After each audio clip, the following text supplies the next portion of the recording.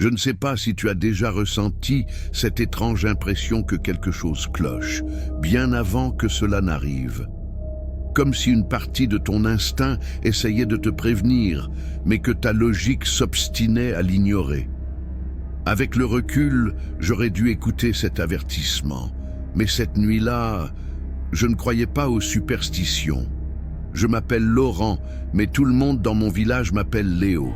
Je vis dans un coin reculé de la région d'Auvergne, un endroit où la vie suit son cours paisiblement, où le temps semble ralentir.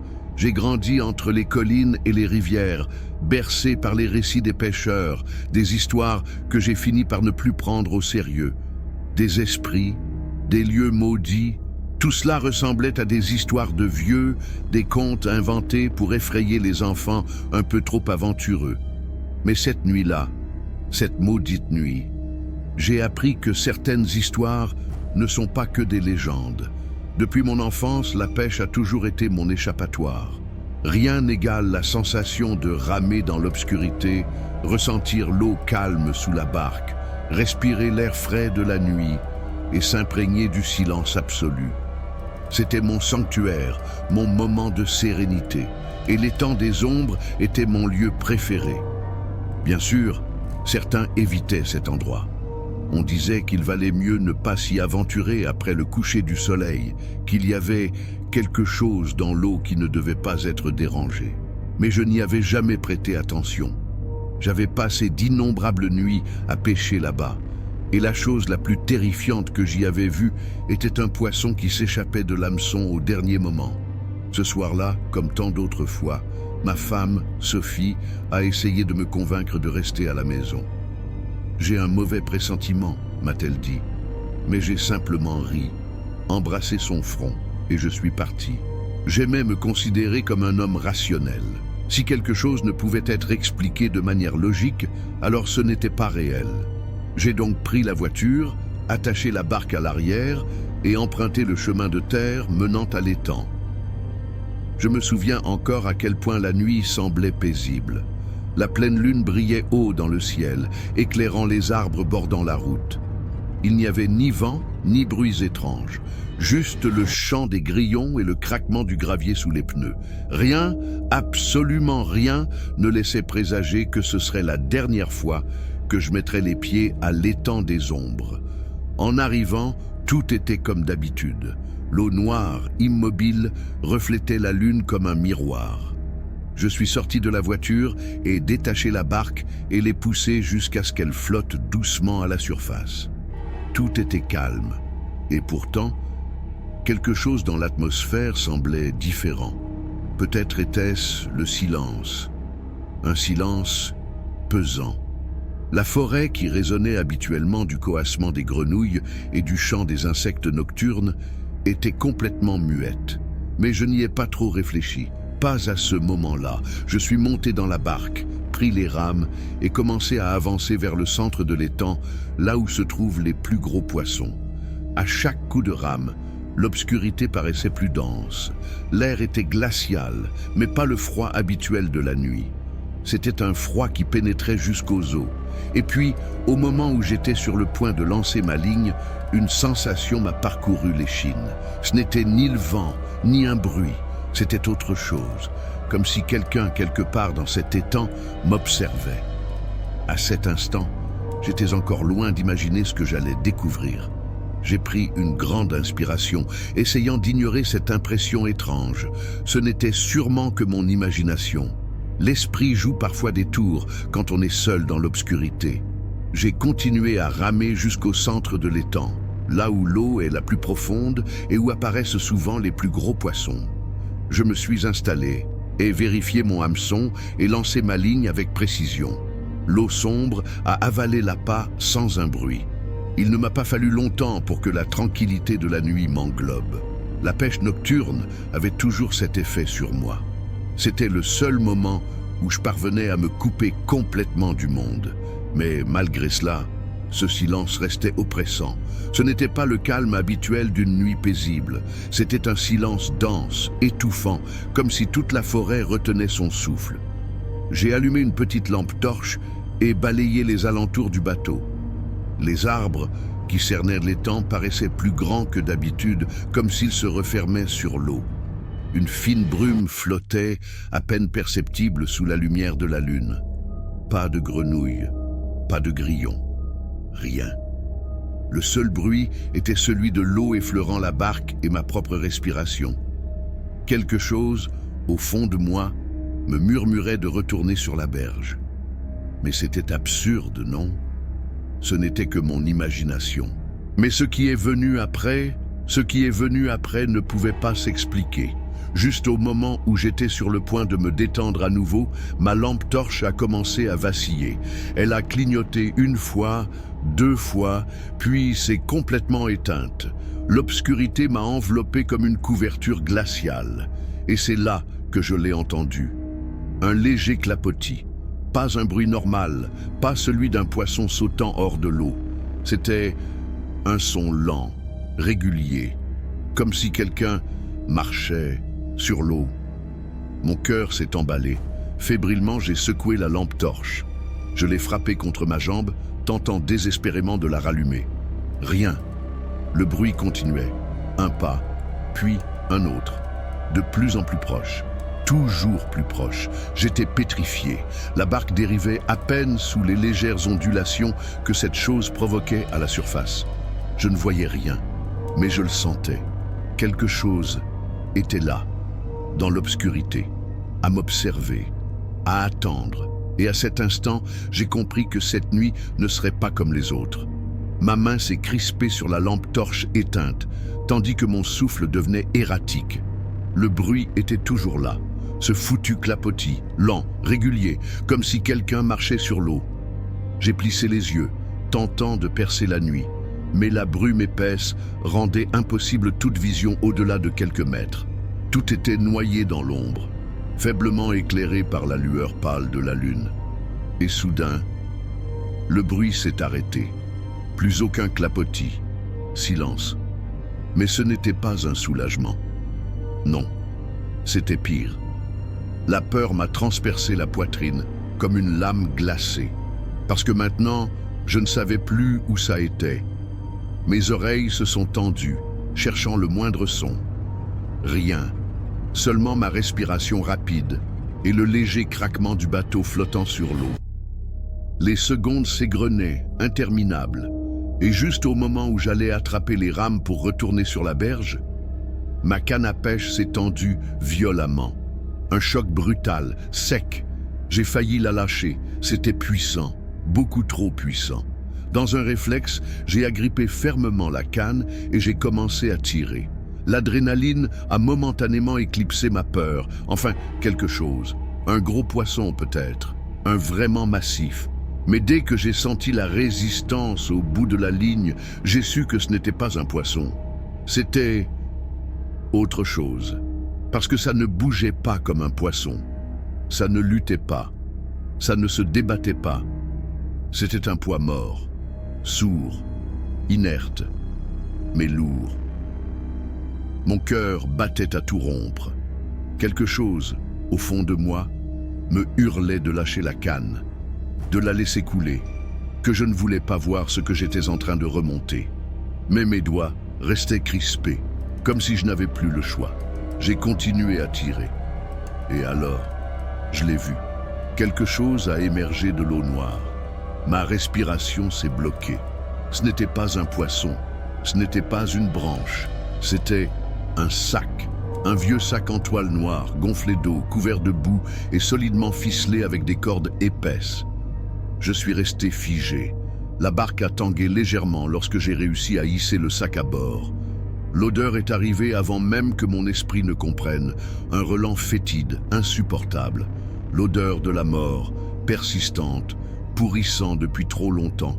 Et à cet instant précis, alors que mon estomac se retournait sous l'effet de la puanteur, le sac a bougé. Un frisson glacé parcourut mon dos comme un éclair gelé. Instinctivement, je reculais, trébuchant presque dans la barque, mais je ne pouvais pas détourner le regard. Le sac, il respirait. Son tissu gonflait et se dégonflait, comme si quelque chose à l'intérieur inspirait, ou pire encore, comme si ça attendait d'être libéré. Et moi, J'étais là, seul, au milieu de l'étang, avec cette chose dans mon bateau. Et j'ai commis la pire erreur de ma vie, parce qu'au lieu de le jeter à l'eau et de ramer aussi loin que possible de cet endroit, j'ai saisi mon couteau et j'ai commencé à couper les cordes. Mes mains tremblaient, tandis que la lame glissait sur les épaisses cordes imbibées d'eau. Chaque fibre qui cédait semblait rendre l'air plus lourd autour de moi. Mon cœur battait si fort que je pouvais l'entendre résonner dans mes oreilles. L'étang, la barque, le monde entier semblait suspendu à cet instant, tandis que mon couteau ouvrait lentement le sac. L'odeur putride se renforça aussitôt, comme si la mort elle-même y avait été enfermée depuis des semaines. Mes yeux se remplirent de larmes à cause du dégoût, mais je ne m'arrêtais pas. Parce qu'une fois qu'on commence à découvrir quelque chose d'interdit, il devient impossible de faire marche arrière. Enfin, une ouverture assez large s'ouvrit dans le sac. Et ce que je vis me entra jusqu'à mon dernier souffle. C'étaient des restes humains, mais pas seulement. C'étaient des morceaux difformes de ce qui avait un jour été une personne. Un bras pâle flottait parmi la pourriture. Un torse gonflé, la peau déchirée par l'eau. Et puis, mon Dieu, un visage, ou ce qu'il en restait. Les yeux étaient ouverts, gonflés, putréfiés. Mais il me fixait, et c'est alors que le sac bougea à nouveau.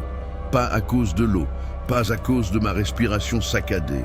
Quelque chose à l'intérieur bougeait par lui-même, comme si ça essayait de sortir, ou pire encore, comme si ça n'avait jamais vraiment été mort. Je lâchai mon couteau et reculai d'un bond, glissant sur le fond de la barque. Mes mains moites de sueur cherchèrent désespérément les rames. Je devais balancer cette chose à l'eau. Je n'aurais jamais dû la sortir de là. Je n'aurais jamais dû la toucher. Mais avant que je ne puisse faire quoi que ce soit, une main pâle et gonflée sortit du sac. Mes yeux s'écarquillèrent de terreur. Les doigts difformes se contorsionnèrent dans l'air, cherchant à s'agripper à quelque chose. Et puis, elle se dirigea vers moi. Je ne sais pas si tu as déjà ressenti la terreur pure. Pas cette peur qui fait frissonner la peau, ni celle qui accélère le cœur. Je parle de la peur primale. Celle qui te paralyse entièrement, celle qui t'ancre dans tes entrailles l'horreur d'un monde qui bascule, celle qui te fait comprendre au plus profond de ton être que quelque chose est fondamentalement anormal. Et moi, je ressentais exactement ça, parce que devant moi, il y avait une main morte qui bougeait. Les doigts gonflés se pliaient maladroitement, comme s'ils essayaient de se souvenir comment bouger. Le sac s'agita encore une fois, comme si quelque chose en son sein était en train de se réveiller. Un frisson glacial parcourut mon échine. Je ne pouvais plus respirer correctement. Cette chose voulait sortir. Puis, la barque fut secouée violemment, comme si quelque chose l'avait percutée par en dessous. Un cri étranglé m'échappa, tandis que je me traînais jusqu'à l'autre extrémité de l'embarcation. Mais le sac était toujours là, et cette main continuait de bouger. Je me fichais de ce que c'était. Je ne voulais pas le voir, je ne voulais pas le savoir. J'ai saisi le sac et l'ai balancé à l'eau de toutes mes forces. Le bruit de l'impact résonna dans le silence oppressant. L'eau noire avala lentement la toile, comme si elle la réclamait à nouveau. Pendant un instant, tout resta immobile. La barque cessa de tanguer. L'air sembla s'alléger. Et juste au moment où j'ai cru que tout était enfin terminé, je l'ai entendu. Un son impossible. Un bruit qui fit se crisper chaque muscle de mon corps dans un frisson d'horreur.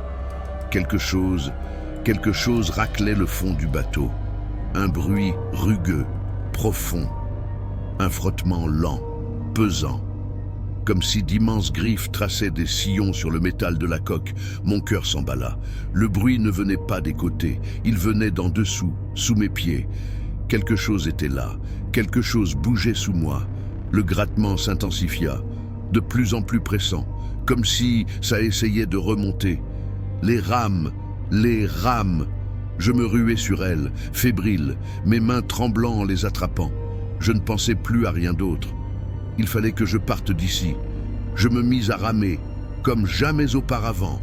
Mais le bruit ne s'arrêtait pas.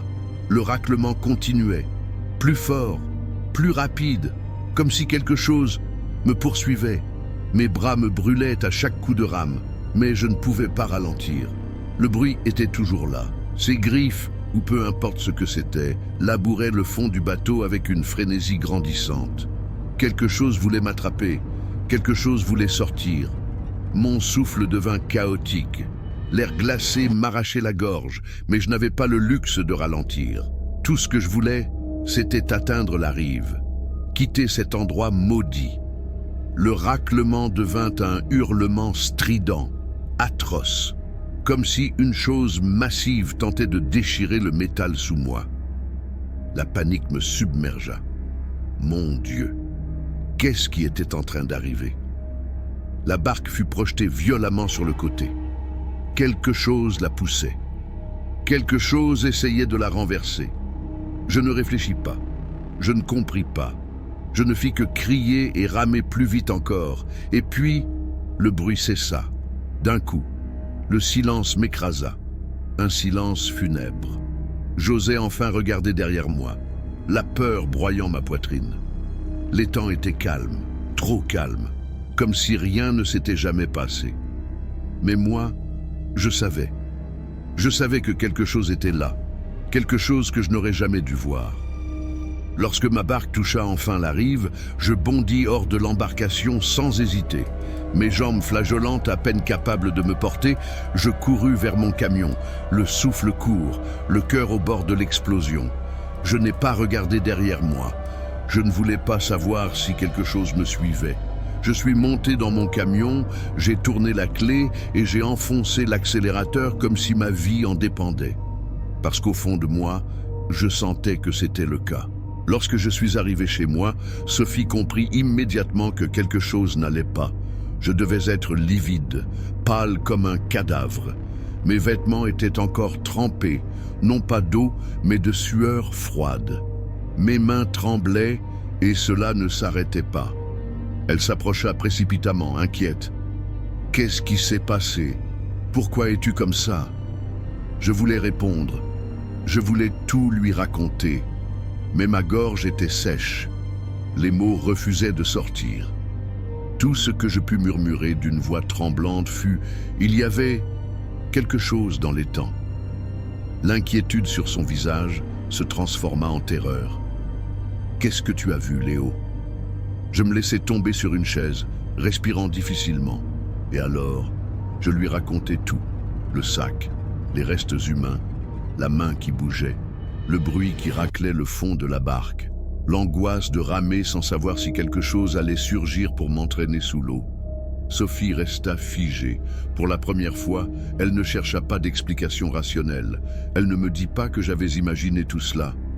Elle porta simplement une main tremblante à sa bouche et secoua la tête. « Tu dois appeler la police. » Sa voix était ferme, mais dans ses yeux, je vis autre chose, de la peur.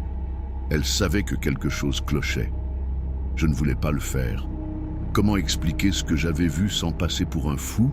Mais lorsque je croisai son regard, je compris que je n'avais pas le choix. J'attrapai mon téléphone, mes mains encore fébriles, et composai le numéro. Quand on me répondit, j'essayais de parler calmement. Mais la peur était encore là. Ma voix tremblante lâcha la seule chose que je pouvais dire. J'ai trouvé quelque chose dans l'étang, quelque chose qui ne devrait pas être là.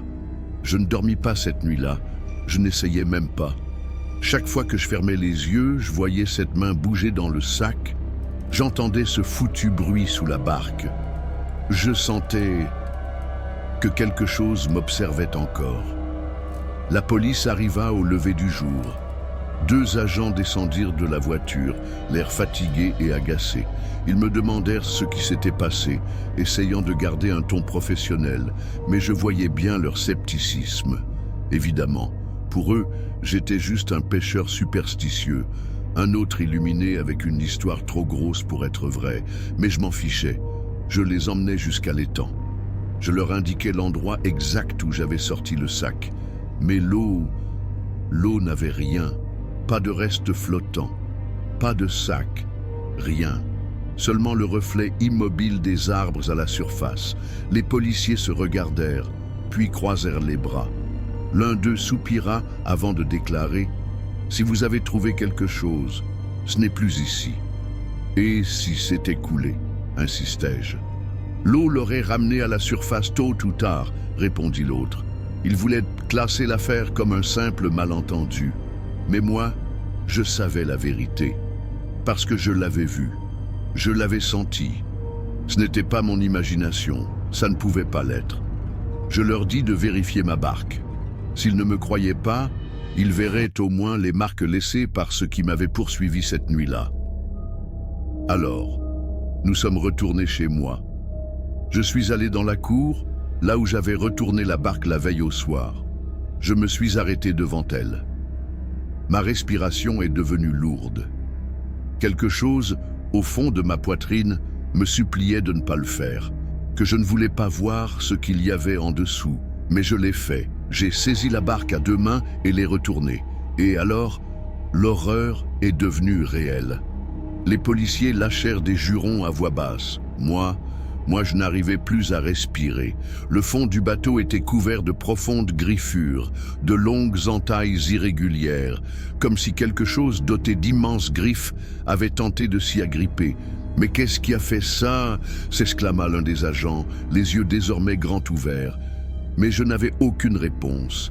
Un frisson me parcourut en me rappelant ce bruit dans les temps, ce raclement, cet effort désespéré pour m'atteindre. L'autre policier attrapa sa radio et demanda des renforts. La moquerie dans leur regard avait disparu, parce qu'ils savaient, ce n'était pas normal. Ni un poisson, ni une branche flottante, ni un simple accident. Quelque chose était là, quelque chose avait essayé de me saisir. Et le pire, quelque chose me disait que ce n'était pas fini. Après l'incident avec la barque, j'ai cru que les choses allaient enfin se calmer, que la police allait s'occuper de tout, que d'une manière ou d'une autre, cette horreur allait rester derrière moi. Mais je me trompais énormément. Parce que même si je n'étais plus allaitant, cette sensation d'être observé ne m'a jamais quitté. Les jours passèrent. J'ai essayé de reprendre ma routine, de faire comme si rien ne s'était passé. Mais la nuit, je ne pouvais pas dormir. Le moindre bruit me faisait sursauter. Le vent contre les fenêtres, le craquement du bois sur le toit, tout me ramenait à ce foutu bruit sous la barque. Et puis il y avait les rêves, ou plutôt les cauchemars. Peu importe à quel point j'essayais d'ignorer tout ça, quelque chose au fond de moi savait. Ce n'était pas terminé. Ça me suivait encore. Alors, j'ai pris une décision. Je devais partir, prendre de la distance. J'ai mis le cap sur une plage isolée en Normandie, un endroit paisible, sans touristes, sans bruit. Juste moi, la mer et le silence. J'ai cru que là-bas, je trouverais enfin la paix. Mais ce que j'ai trouvé, c'était autre chose. Je suis arrivé en fin d'après-midi avec l'intention de pêcher au coucher du soleil. J'ai laissé mon bateau sur le sable et j'ai marché le long du rivage, sentant la brise salée caresser ma peau. Pour la première fois depuis des jours, je me suis senti apaisé. Mais ce calme n'a pas duré longtemps, parce que c'est à ce moment-là que je les ai vus. Des empreintes. Elles étaient grandes, fraîches, comme si quelqu'un avait marché là quelques minutes plus tôt. Mais le plus étrange, c'est qu'elles allaient tout droit vers la mer, sans aucun retour, comme si cette personne était entrée dans l'eau et n'en était jamais ressortie. Un frisson glacé me parcourut. Je regardais autour de moi. Personne. Juste le bruit des vagues venant mourir sur le rivage. Je me suis dit que ce n'était rien, que quelqu'un d'autre avait dû être là avant moi. Mais alors, je l'ai aperçu, une silhouette, loin, à l'autre extrémité de la plage. Je me suis figé. C'était un homme, ou du moins, ça en avait l'apparence. Il portait quelque chose de sombre, des vêtements trempés pendant comme s'ils étaient lourds d'eau. Mais ce qui m'a le plus frappé, c'était sa façon de bouger. Il ne marchait pas, il glissait, comme s'il ne touchait pas vraiment le sable. Un instinct primal hurla en moi de fuir, mais je n'ai pas bougé, parce que c'est alors que cette silhouette se mit à courir vers la mer, mais pas comme un être humain, Non, c'était bien trop rapide, trop anormal. Son corps semblait convulser à chaque pas, comme si quelque chose en lui était déformé. Et avant que je ne puisse faire quoi que ce soit, il s'est jeté dans les vagues, sans hésiter, sans ralentir, comme si la mer l'attendait depuis toujours. Je suis resté là, figé, attendant qu'il refasse surface, qu'une tête, une main, quelque chose réapparaisse, mais non, seulement l'eau paisible, comme s'il n'avait jamais été là, et c'est à ce moment-là que j'ai compris. Peu importe combien je fuyais, ce que j'avais réveillé dans les temps n'allait pas me laisser partir. J'ai quitté cette plage aussi vite que possible. Je ne pouvais pas rester, pas après ce que j'avais vu. Mais le pire, c'était que peu importait où j'allais. Cette sensation d'être observé me suivait. C'était comme si quelque chose s'accrochait à moi, comme si ça attendait le bon moment pour réapparaître. Alors, j'ai pris une autre décision. Au lieu de fuir, cette fois, c'est moi qui ai cherché l'isolement. Je suis parti vers un lac, au fin fond des montagnes du Jura. Un endroit reculé, pas de village à proximité, aucun bruit, rien que l'eau, les arbres et le silence. J'ai cru que là-bas, je serais enfin en sécurité. Mais je me trompais. Parce que c'est là que j'ai trouvé le bateau dans la forêt. La première nuit au lac fut étrange. Il n'y avait pas de vent, pas d'insectes, juste un silence pesant. Mais le pire, ce n'était pas l'absence de son.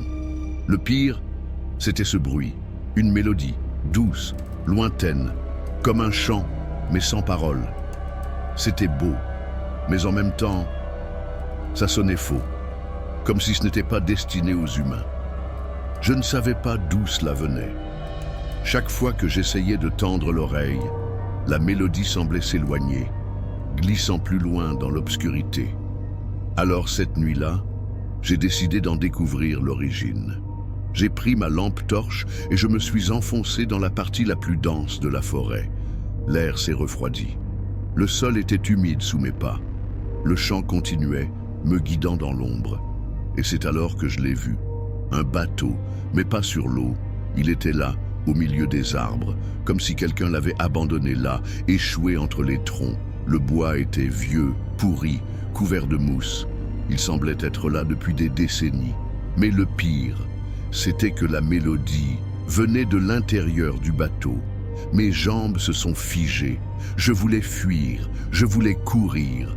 Mais quelque chose m'empêchait de partir, parce que pendant un instant, je jurerais avoir vu une ombre bouger à l'intérieur. Ma respiration devint saccadée. J'essayais de me convaincre que ce n'était qu'un jeu d'ombres et de lumière, que mon esprit me jouait des tours. Mais alors, la mélodie s'arrêta. Network d'un coup, comme si quelque chose savait que j'étais là. Et à cet instant précis, dans ce silence absolu, j'ai entendu un craquement, un pas. À l'intérieur du bateau, quelque chose était là. Et le pire, c'est que ça savait que moi aussi. Je ne sais pas combien de temps je suis resté figé, les yeux rivés sur cette épave. Mon corps voulait fuir, mais mon esprit était coincé dans une sorte de transe. Je n'aurais jamais dû être là. Rien de tout cela n'avait de sens. Un bateau n'avait rien à faire au milieu d'une forêt. Et pourtant, il était là, pourri, silencieux, comme s'il m'attendait. Puis, le bois craqua de nouveau. Quelque chose bougea à l'intérieur. Mon cœur s'arrêta un instant. Je n'étais pas seul. L'ombre que j'avais aperçue était réelle. Quelqu'un ou quelque chose m'observait depuis l'intérieur. Et soudain, la mélodie recommença. Mais cette fois, elle était plus proche. Beaucoup plus proche. Comme si elle était juste derrière moi. Je me retournai brusquement, la lampe torche tremblante dans ma main. Rien. Personne. Seulement les arbres imposants et la brume rampante sur le sol. Mais la mélodie, elle était toujours là.